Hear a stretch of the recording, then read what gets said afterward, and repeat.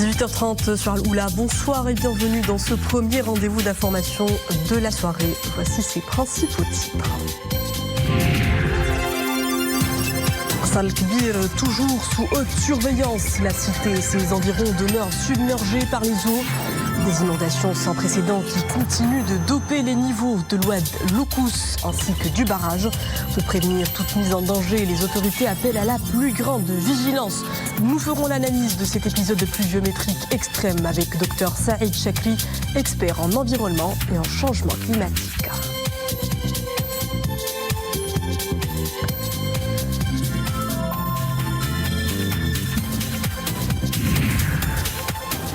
Qui dit météo hivernale dit syndrome grippeux. Cette infection virale courante relativement bénigne peut s'accompagner de complications sérieuses chez les populations à risque.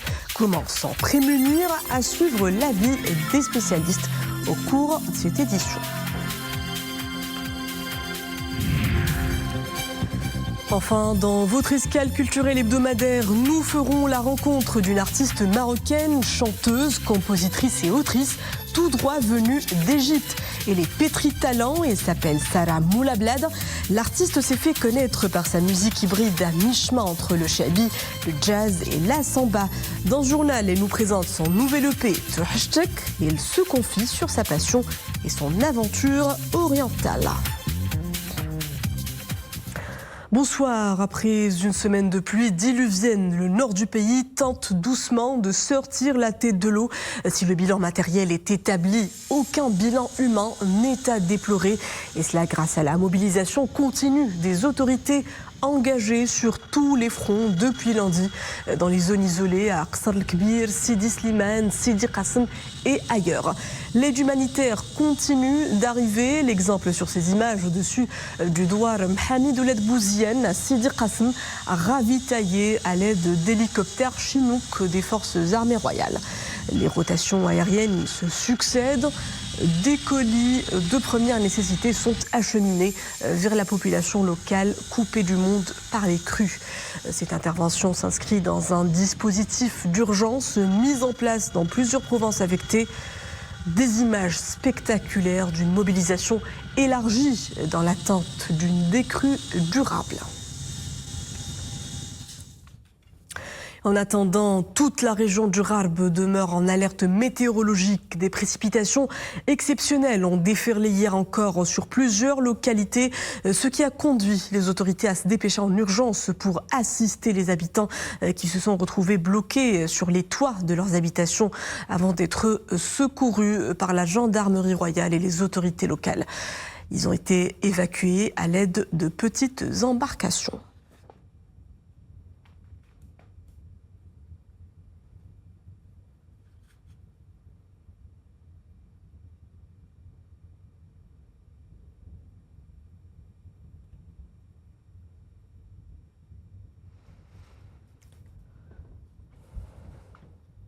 Et à Aqsa el-Kbir, la situation reste sous haute surveillance. La cité demeure en partie sous les eaux alors que les niveaux de l'Oued Loukous et du barrage continuent de grimper, alimentés par des apports hydriques toujours important. Dans les prochaines heures, une nouvelle hausse n'est pas à exclure.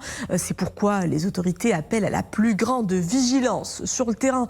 Les autorités poursuivent leur action de proximité pour sensibiliser les habitants des zones inondables à se conformer aux consignes de sécurité. C'est un reportage d'Amina Mouri, Amila Mkhida et Zakaria Moukimbillah. Voilà à quoi ressemble Aqsa el-Kbir depuis les airs. Des rues et des boulevards complètement envahis par les eaux.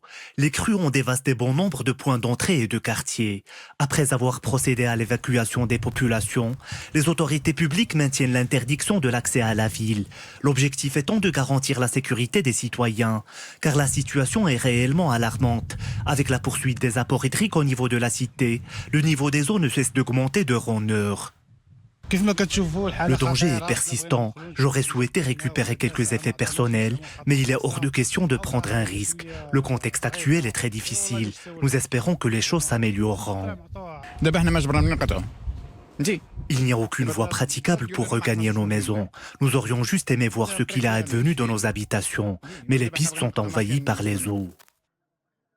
Sur le terrain, les autorités compétentes veillent au grain. Les forces de l'ordre sont présentes en nombre. De jour comme de nuit, elles effectuent des rondes pour maintenir la sécurité dans la ville. À cela s'ajoutent des points de contrôle fixes installés dans différentes zones. Autant de mesures mises en œuvre pour protéger les biens des citoyens et leurs habitations. Je voulais récupérer quelques documents personnels, mais la route est coupée à la circulation. La traversée s'avère impossible. En fait, il faut s'en abstenir car cela comporte de vrais risques. Voilà pourquoi j'ai décidé de rebrousser chemin. Les eaux ont envahi tous les passages. Il n'y a pas d'issue. Ksar el-Kbir se retrouve aujourd'hui vidé de sa population. Ses boulevards sont inertes, ses boutiques fermées et ses places publiques désertes. Un décor inhabituel en cette période de forte crue de l'Oued Loukos. La vigilance est toujours de rigueur.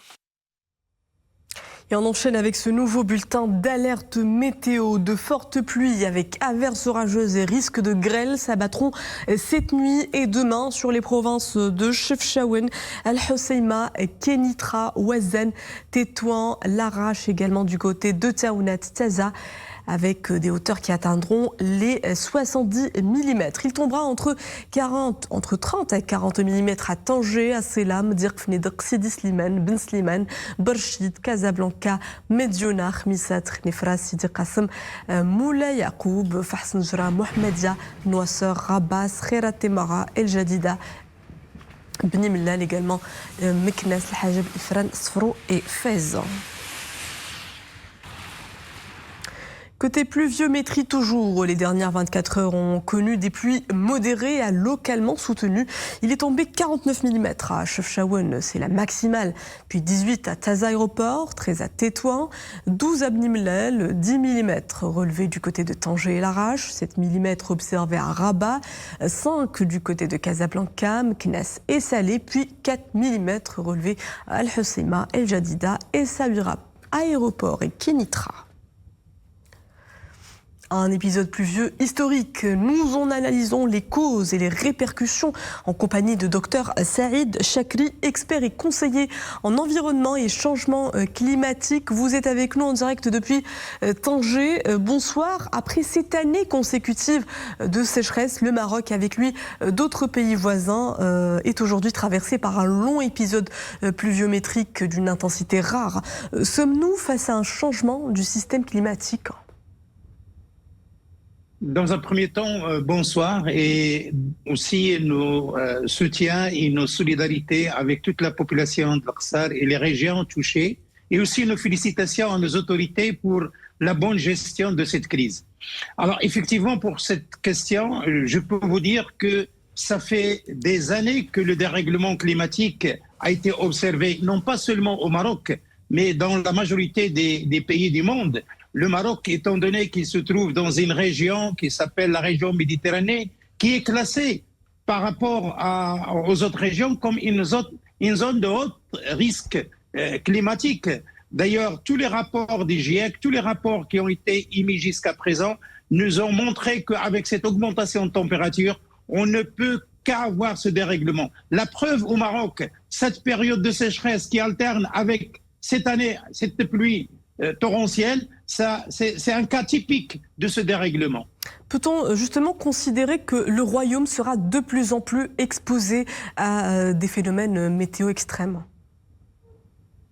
Que les causes restent parce que la température continue à augmenter, parce que les risques continuent à augmenter. Donc le Maroc, il est toujours sous cette, si vous voulez, cette pression du changement climatique. Donc avec cette hausse de température, avec cette alternance de la sécheresse, le Maroc risque d'avoir des années prochaines aussi la même chose. Donc la cause, elle est là. Donc on ne peut pas changer cette, si vous voulez, cette situation tant que les causes n'ont pas changé. Et avec ces effets du changement climatique qui s'installent et qui se multiplient, les mesures d'adaptation et de résilience s'imposent. Et le Maroc a pris le devant dans ce domaine. Il a notamment bien suggéré les risques liés à la montée des eaux. Mais dans l'avenir, l'anticipation des risques sera le mot d'ordre, car le dérèglement climatique s'inscrit dans la durabilité. C'est sûr, la question d'adaptation, actuellement, ça reste l'unique et la seule solution.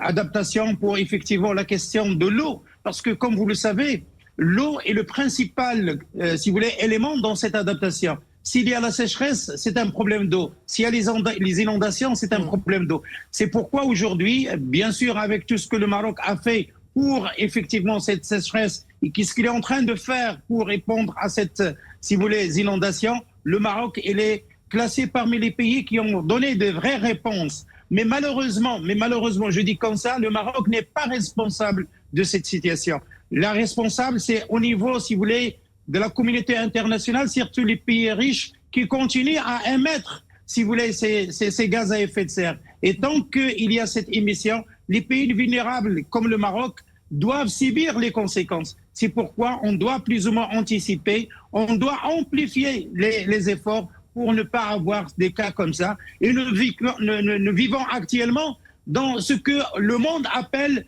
les causes de ce qu'on appelle les préjudices et les dégradations si vous voulez, des changements climatiques. Donc c'est pourquoi nous sommes ici dans le Maroc. On subit ces conséquences de cette, si vous voulez, de cette communauté internationale qui nous cause ces problèmes-là. Adaptation et anticipation, ce sont donc les maîtres mots pour surpasser ces épisodes exceptionnels climatiques. Je vous remercie, Dr Saïd Chakri, expert et conseiller en environnement et en changement climatique. Je rappelle que vous étiez en direct avec nous depuis Tanger.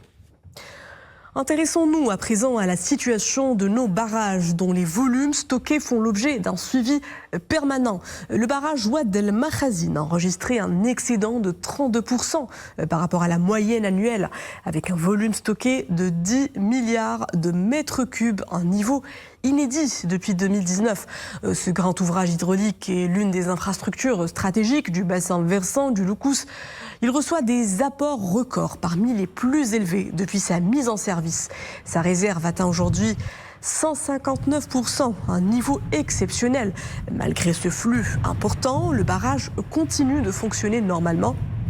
Il stocke, régule et évacue le surplus d'eau vers l'oued de Loukous grâce à des lâchers d'eau contrôlés. Et le trafic en mer continue d'être fortement perturbé. Les liaisons maritimes entre les ports d'Algeciras et de Tarifa et le complexe portuaire de Tanger Med ont été de nouveau suspendues aujourd'hui en raison des conditions météorologiques défavorables qui sévissent actuellement dans le détroit de Gibraltar. L'autorité portuaire d'Algeciras a annoncé l'annulation de toutes les traversées programmées pour la journée, précisant que cette mesure intervient suite à la décision de fermeture du port de Tanger Med à partir de cette mi-journée. L'interruption du trafic concerne également l'ensemble des départs initialement prévus à partir de 10h du matin. L'accès au port d'Algeciras a été restreint pour les camions de transport international routier en partance pour Tanger Med. De son côté, le port de Tarifa a également annoncé l'annulation totale des liaisons maritimes avec le port de Tangéville. Et en cette saison hivernale, les infections virales se propagent. Certaines sont bénignes, comme le rhume, d'autres plus sévères, comme la grippe. Pour se prémunir contre cette infection virale contagieuse, le passage en officine est primordial.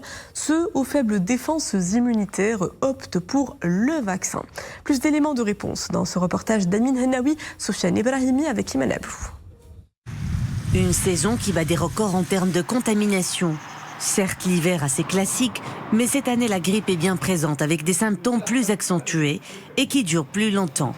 Le virus saisonnier circule activement et devient plus intense pendant la saison froide. Cette période est marquée par la propagation du virus grippal. Beaucoup de nos clients se sont fait vacciner contre la grippe. D'autres se contentent de prendre des traitements pour des symptômes comme la toux, l'écoulement nasal, les courbatures, la fièvre ou encore la pharyngite. Des symptômes qui nécessitent un passage chez le médecin pour éviter les formes sévères chez certains patients. L'influenza, la grippe, ou le Covid, ou la grippe, l'influenza et les autres virus qui circulent en hiver sont contagieux. Tout contact peut causer une contamination. Contact par la main, éternuement, toux. Il faut bien se protéger, porter un masque s'il le faut et même se faire vacciner pour les sujets vulnérables, car chaque année le virus de la grippe connaît des mutations. Et c'est une tendance mondiale à laquelle le Maroc n'échappe pas. La grippe frappe fort cette saison. Plus que jamais, les gestes barrières sont de rigueur. Place maintenant à votre escale culturelle hebdomadaire. Elle sera riche en musicalité. Nous plongerons dans l'univers hybride d'une contralto marocaine distinguée de sa génération. Sarah Moulblad est aussi auteure et compositrice. Son répertoire mêle jazz, samba brésilienne et shabi marocain. Après une carrière en finance, un vrai coup de cœur la ramène en Égypte.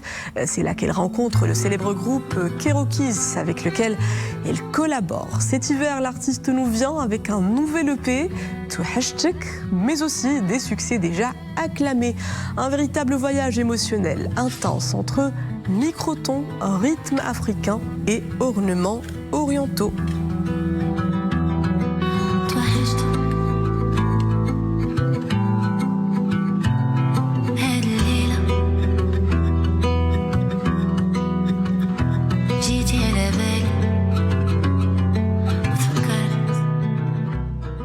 Et Sarah Moulblad est l'invitée de l'escale culturelle de ce samedi. Bonsoir Sarah et merci d'être l'invitée de ce journal. Merci à vous, bonsoir. Alors vous venez de lancer un EP que vous avez intitulé Touhachtek, un mot simple mais qui résonne fort, un mot qu'on peut dire à un parent, à un conjoint, à un endroit, surtout à son pays quand on est loin. Ce titre explore l'état du manque dans un sens large. En effet, c'est tout le mot, Touhachtek. Qui veut dire tout simplement « tu me manques ». Et bon, dans ma chanson en particulier, parce que c'est moi qui l'ai écrite, donc moi j'ai parlé d'un touhachtek amoureux, dans un moment d'ennui pendant la nuit. C'était très spécifique.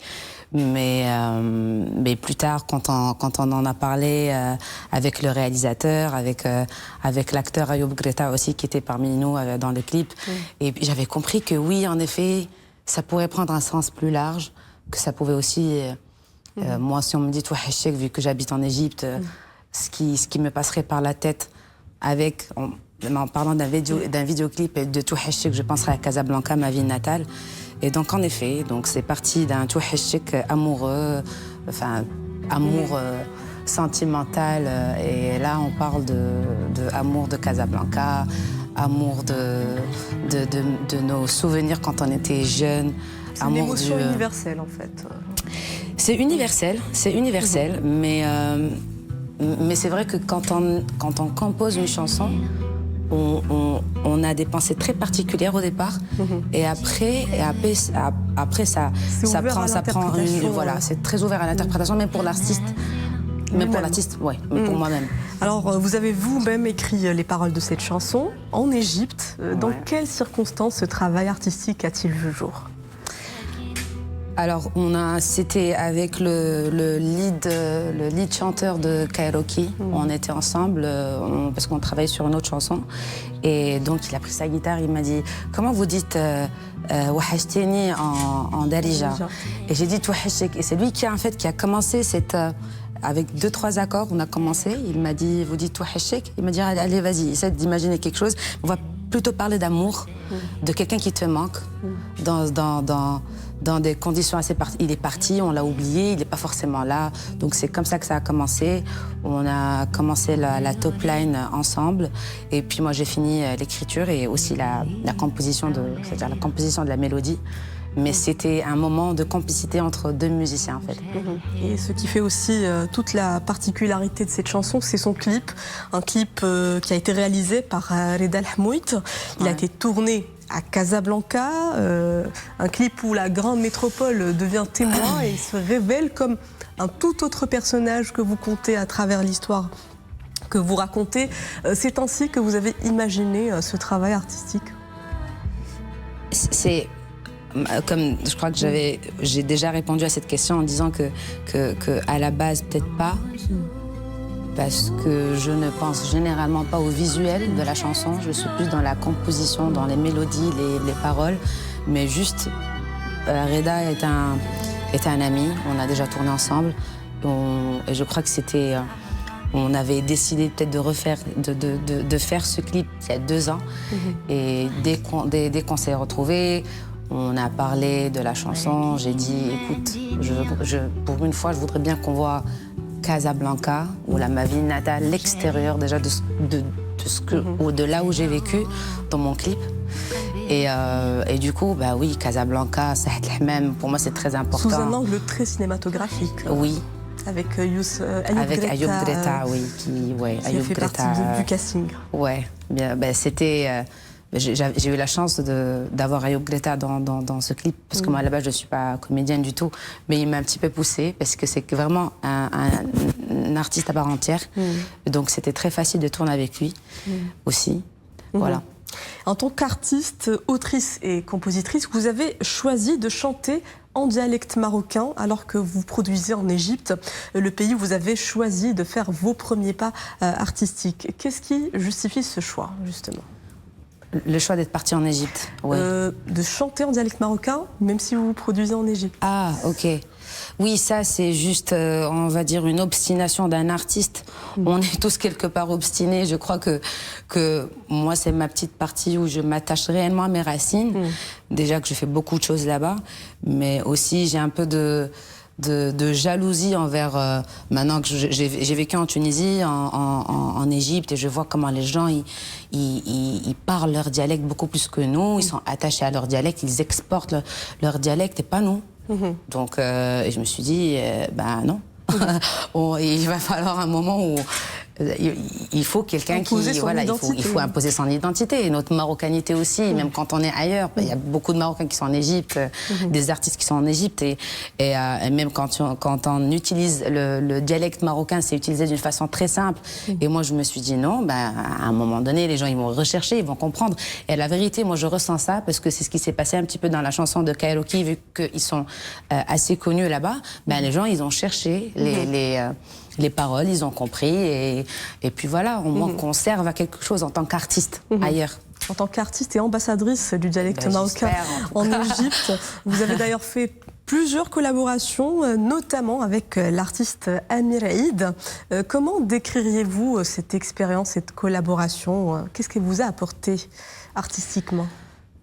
Ça m'a apporté beaucoup de choses. En l'occurrence, comme je vous ai, voilà, comme je vous ai dit tout à l'heure, c'était une expérience de collaborer avec un groupe artistique qui est Kairoki, Amir est le lead chanteur, et il y avait beaucoup de simplicité.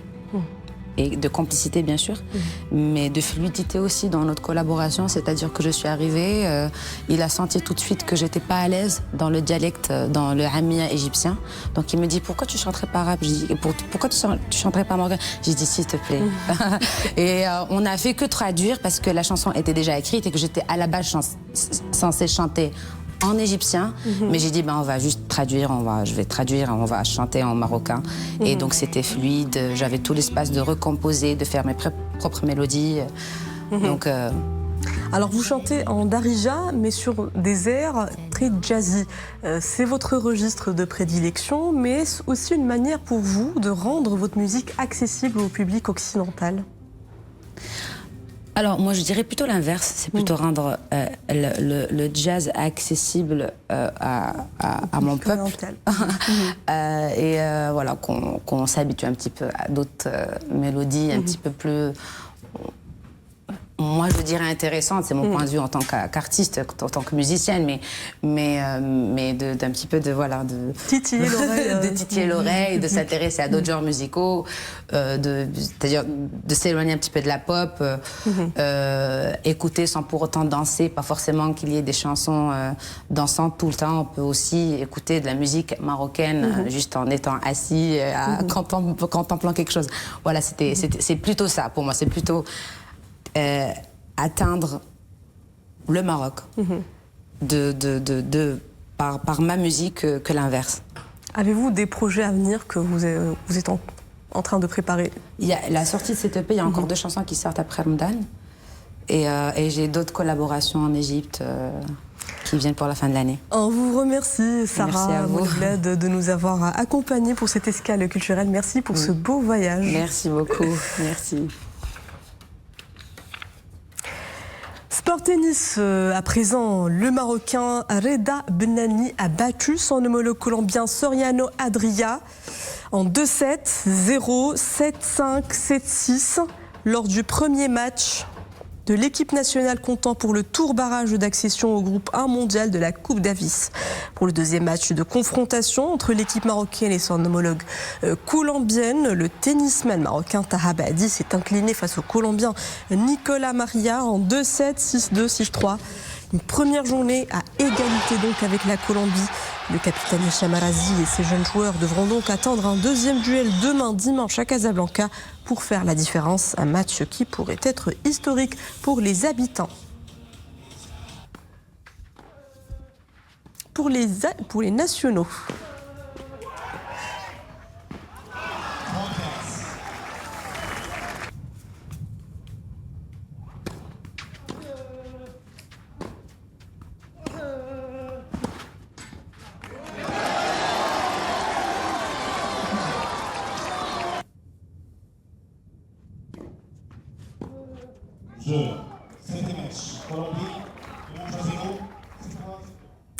Nous en sommes déjà à la fin de cette édition. Merci à vous de l'avoir suivi. Le retour de l'info, c'est à 20h30. Excellente suite des programmes à tous sur Al-Mila.